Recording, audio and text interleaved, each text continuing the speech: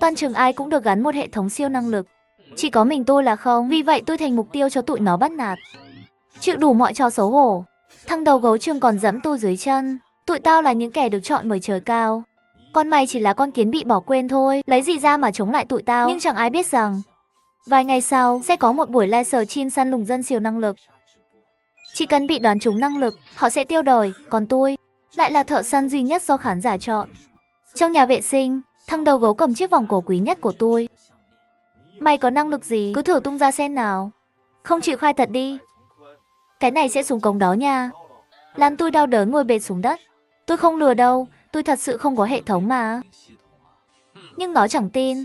Cả trường đều có hệ thống. Chỉ mày là không à? Ai tin nổi hả? Đừng Vũ.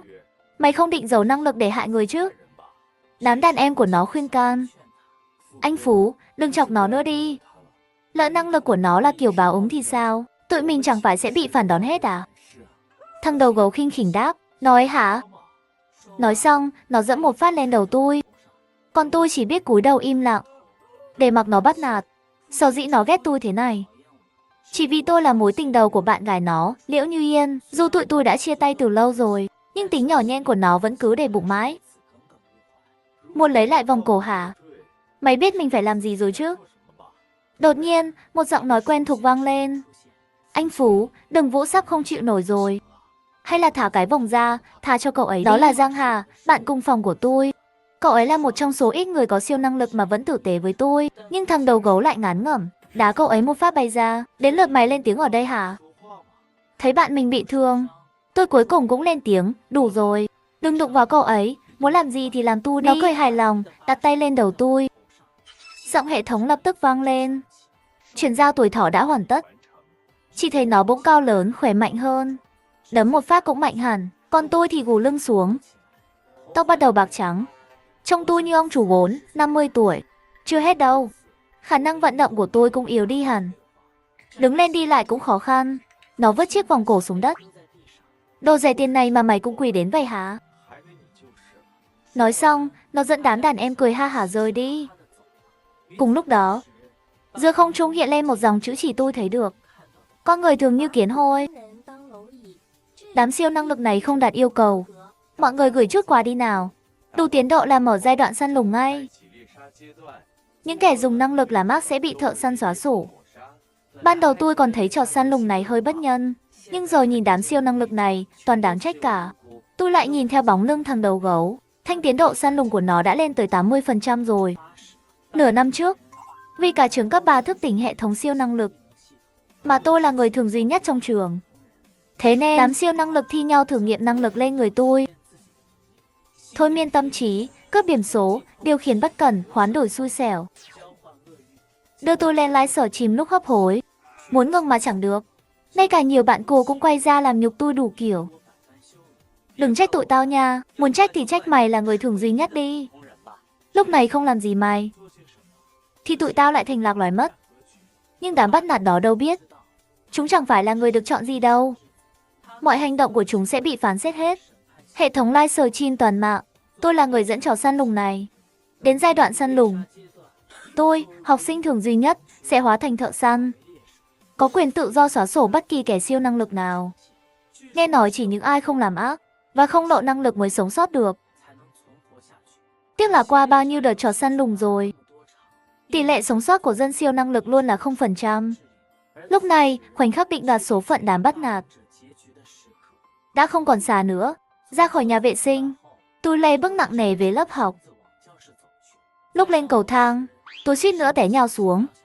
May mà Liễu Như Yên đi ngang qua đỡ kịp. Liễu Như Yên nhìn chiếc vòng cổ.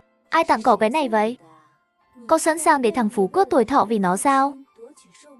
Đây là của em gái tôi tặng trước khi ra đi.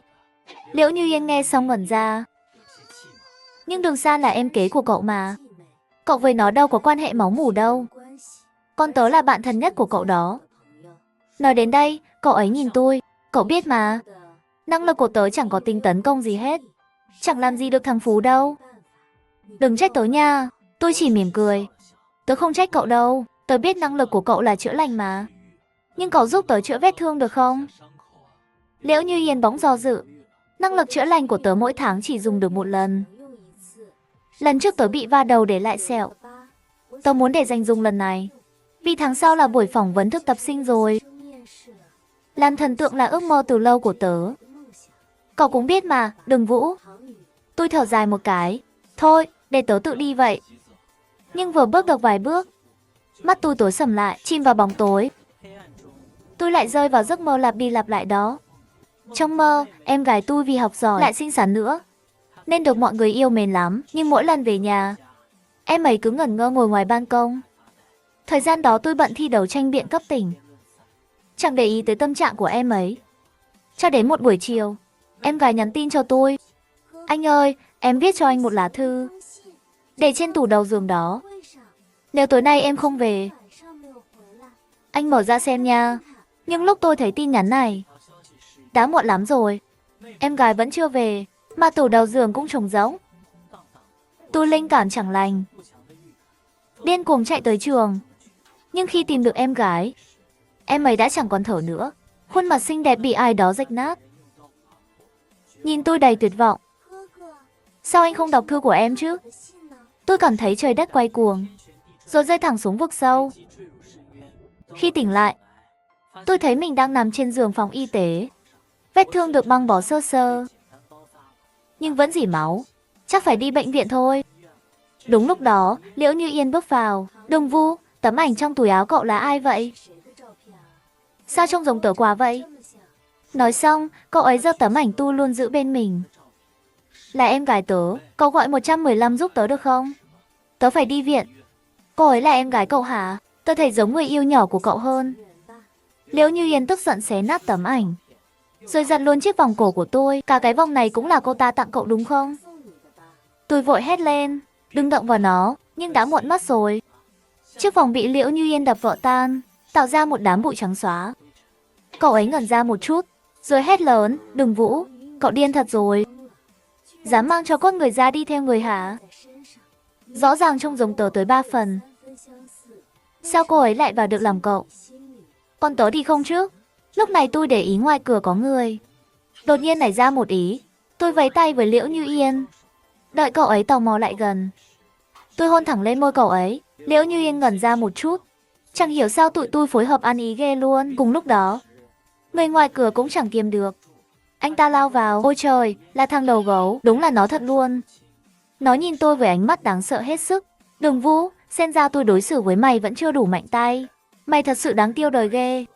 Liễu Như Yên vội cầu xin cho tôi. Anh Phú, xin anh tha cho anh Vũ lần này thôi nha. Tụi em chỉ là không kiềm lòng được thôi. Nhưng nó thẳng tay đẩy cậu ấy ra, rồi túm lấy tôi. Đợi mày biến thành ông già gần đất xa trời đi, xem còn ai thích mày nữa không. Năng lực của mày là hút tuổi trẻ và sức sống của người khác, đúng không hả? Nó cười đắc ý. Đúng rồi đó. Mày sẽ thành phân bón cho tao, vinh dự chưa nào? Nhưng ngay giây tiếp theo, nó bỗng khựng lại. Bàn tay nó bắt đầu teo tóp dần, nhăn nheo như xác khô luôn. Chuyện gì đang xảy ra vậy? À, sức sống của tao, đừng mà.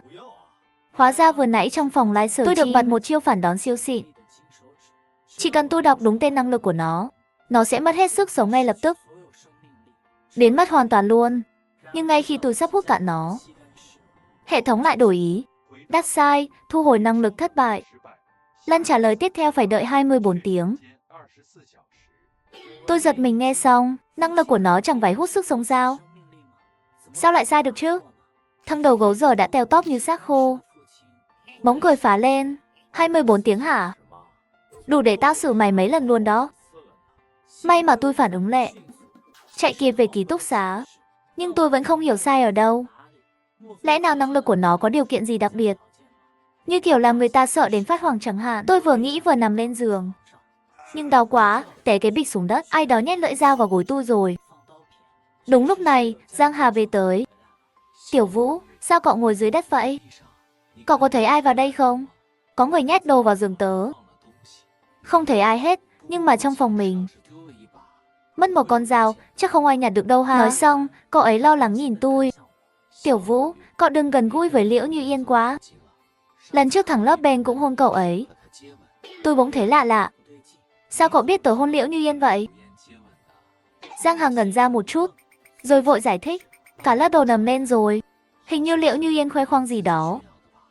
Tôi mở vòng bạn bè ra xem, quả nhiên Liễu Như Yên đăng ảnh tự sướng, nhưng tôi vẫn thấy có gì đó không ổn, mà nghĩ mãi không ra.